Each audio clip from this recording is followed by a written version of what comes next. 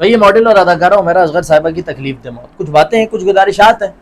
ہم اس دنیا کے اندر تو دیکھیں سمجھنے یہ بات یہ کہ ہم اللہ سے اپنے لیے، اپنے پیاروں کے لیے، عزیزوں کے لیے، اولاد کے لیے کیا مانگتے ہیں؟ ہم اللہ سے پرسکون زندگی مانگتے ہیں۔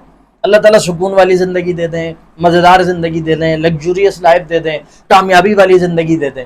آج تک کیا ہم نے اللہ سے کبھی پرسکون موت مانگی ہے؟ اللہ سے ہم نے کہا ہے کہ اللہ تعالیٰ زندگی سکون والی، ساتھ میں موت بھی عافیت والی دیجیے گا اللہ تعالیٰ؟ ہم موت کو بھلائے بیٹھے، اس سارے معاملے کو اٹھا کر دیکھیں۔ جب بھی اللہ سے دعا کریں نا تو اپنے پیاروں کے لیے، اپنے لیے عافیت والی موت کی التجا اللہ سے ضرور کیجیے گا، کیونکہ جب تک آپ زندہ ہیں، کتنی تکلیف میں ہو، کتنی اذیت، کتنے کرب کے اندر ہو، وہ وقت کٹ جاتا ہے۔ آپ کسی کو بلا سکتے ہیں، پکار سکتے ہیں، آواز دے سکتے ہیں، فون کر سکتے ہیں، اشارہ کر سکتے ہیں، کوئی آ سکتا ہے آپ کے پاس۔ لیکن جب آپ کی زندگی کا سفر تمام ہوتا ہے نا، اب آپ کی سانسیں ٹوٹ جاتی ہیں، پھر آپ بلانے کے قابل تو نہیں ہیں۔ پھر آنے والا اس وقت ہی آئے گا جب آپ کی قسمت میں لکھا ہوگا۔ اب وہ ایک دن کے بعد آتا ہے، ایک ہفتے کے بعد آتا ہے، یا 6 مہینے کے بعد آتا ہے۔ اور موت کے بعد کی تکلیف وہ تکلیف ہے جس کا ہمیں بتایا تو گیا ہے کہ یہ ہے، لیکن وہ کیسی ہے وہ کوئی نہیں جانتا۔ وہ اذیت، وہ درد، وہ کرب کیسا ہے وہ کوئی نہیں جانتا یار۔ اسی لیے ہمیں کہا ہے کہ مردے کے جسم کے اوپر اگر مکھی بھی بیٹھے نا اسے اڑا دیا کرو، لیکن ایسے موقع کے اوپر آپ کا کوئی پوچھنے والا نہ ہو۔ اللہ سے عافیت والی موت مانگا کریں، اللہ میں سکون والی موت عطا فرمائے۔ دوسری بات یہ کہ آج کل وہ چونکہ ایک نیا ٹرینڈ ہے، پیور انڈیپینڈنٹ، ایک بالکل آزاد خیال اور آزاد ایک خاتون، نہ باپ کی ضرورت، نہ بھائی کی ضرورت، نہ شوہر کی ضرورت۔ یہ ہوتے کون ہیں مجھ سے سوال کرنے والے؟ میں آزاد ہوں، مجھ سے کسی کو سوال کرنے کا کوئی حق نہیں ہے۔ یہ جو میڈیا کی ایک چکا چوند ہے، یہ شوبز کی ایک دنیا ہے جی، بڑی اچھی لگتی ہے۔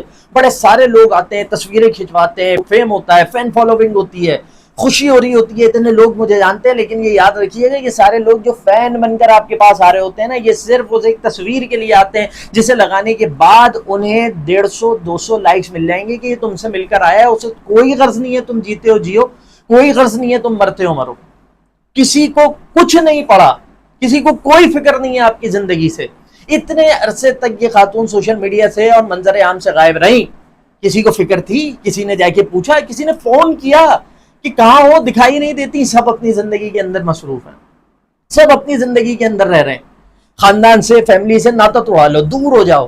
دوری کا نتیجہ کیا ہے؟ اکیلے رہنے کا نتیجہ کیا ہے؟ جب آپ دیکھیں اللہ تعالیٰ نے نا ایک خاندان بنایا، یہ فیملی بنائی ہے، یہ رشتے بنائے، یہ اسی لیے بنائے کہ مشکل وقت میں، برے وقت میں تمہارے ساتھ کھڑے ہو، تم ان کے ساتھ کھڑے ہو۔ لیکن یہ جو ٹوٹنے کا ایک سلسلہ ہے کہ جی ہم اکیلے رہتے ہیں، نہ کسی کوئی پوچھتا ہے، نہ کسی کو جواب دیں، اپنی مرضی کے مالک ہیں۔ اپنی مرضی کا مالک ہونا تو پھر ایسا نکلتا ہے کہ آپ کی لاش آپ کے گھر کے اندر پڑی ہوئی ہے اور کوئی نہیں پوچھ رہا آپ کو، کوئی آ کے آپ کی لاش کو اٹھانے والا نہیں ہے یار۔ اور وہ سارے لوگ جو اس وقت کے اندر آپ کے فین بن کے آپ کے پاس سیلفیاں لینے آتے تھے، انہیں بڑی محبت تھی نا آپ سے، بڑی عقیدت تھی آپ سے، بڑا پسند کرتے جب آپ کو کہ یار آپ بہت زبردست، بڑا آپ کا ٹیلنٹ موجود ہے، بہت شاندار آپ جو ہے وہ کام کرتی ہیں، آپ کام کرتے ہیں۔ اس آدمی کو جس نے سیلفی بنائی ہو، میں کہتا ہوں کہ آج اگر آپ کو بڑی محبت ہے نا، بڑا آپ کو سامنے والے کے لیے عقیدت ہے نا، اب آ کے کوئی ساتھ کھڑا ہو نا، اب آ کے کوئی اس موقع کے اوپر دو میٹھے بول تو بول دے، دو آپ کی مغفرت کی دعائیں کر دے، کوئی آئے اور آ کے آپ کی اس ڈیڈ باڈی کے پاس کھڑے ہو جائے۔ کھڑے ہونا تو دور کی بات، کوئی آپ کی فلیٹ تک نہیں آئے گا۔ کیوں؟ کیونکہ آپ کو نبھانے والے صرف آپ کے قریبی رشتے ہوتے ہیں اور کوئی نہیں ہوتا، صرف قریبی رشتے ہوتے ہیں۔ اور اگر ان سے ناطہ توڑا لیا جائے تو پھر بعد میں چیزیں اور بہت ہو جاتی ہیں۔ میں ان خاتون کو کچھ نہیں کہہ رہا، میں ان خاتون پہ کوئی طنز نہیں کر رہا، باخدا نہیں کر رہا۔ اللہ تعالیٰ ان کی مغفرت فرمائے، وہ چلی گئی دنیا سے۔ میں دیکھنے والی اپنے معاشرے کی تمام بہنوں بیٹیوں کو کہہ رہا ہوں، دیکھیں تھوڑا سا سبق حاصل کریں، تھوڑا سا سیکھیں۔ اس معاشرے کے رہنے والوں کو کہہ رہا ہوں اپنے طرز کو، اپنے انداز کو بدلیں۔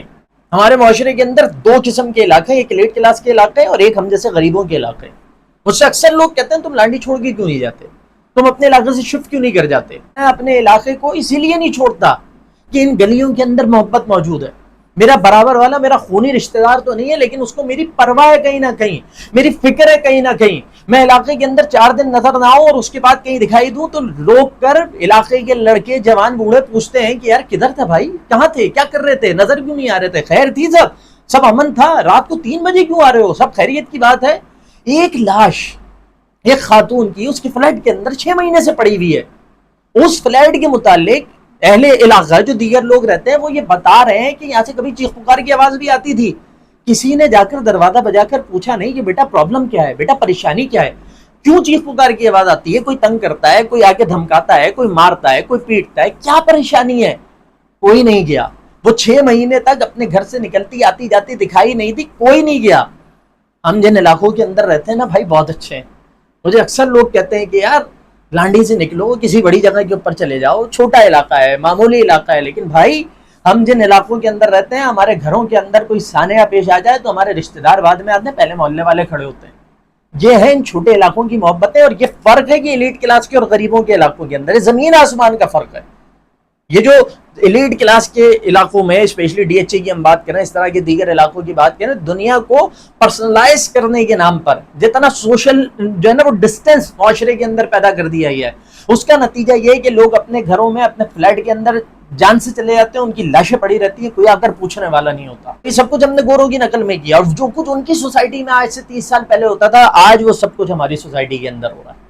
اپنے طرز عمل کو بھی بدلنے کی ضرورت ہے۔ سیکنڈ بات یہ اور آخری بات یہ کہ میں دیکھ رہا ہوں کہ لوگ ان خاتون کی سابقہ اور موجودہ تصویریں شیئر کر رہے ہیں۔ میں آپ تمام لوگوں سے یہ التجا کرتا ہوں کہ وہ کسی کی بہن، کسی کی بیٹی تھی اور وہ اس دنیا سے چلی گئی، جانے والے کا تعلق اللہ رب العالمین کے ساتھ ہے، اس کے حساب کا تعلق اللہ رب العالمین کے ساتھ ہے۔ اس کی تصویریں شیئر کر کے آپ کو کیا ملے گا؟ آپ کو ثواب ملے گا؟ آپ کو کوئی مال دولت ملے گا؟ آپ کے لیے آخرت میں بہتری ہو جائے گی؟ کچھ نہیں ہوگا۔ تو براہ کرم اس کی تصویریں شیئر کرنے کے بجائے ان خاتون کے لیے دعائیں مغفرت کریں کہ اللہ تعالیٰ ان کی غلطیاں جو بھی ہوئی ہیں، سب خطا کے پتلے ہیں، ہم بھی غلطیاں کرتے ہیں، ان سے درگزر فرمائے، ان کے درجات کو بلند فرمائے، ان کی مغفرت فرمائے، اور ان کے لیے جنت کی راہیں ہموار فرمائے۔ جو تکلیفیں یہاں جھیلی اس کے بعد آخرت میں اس کے لیے آسانی فرما دے، اور اپنی اصلاح کر لیجیے۔ اللہ تعالیٰ سب کو عافیت والی، سکون والی موت عطا فرمائے، آمین۔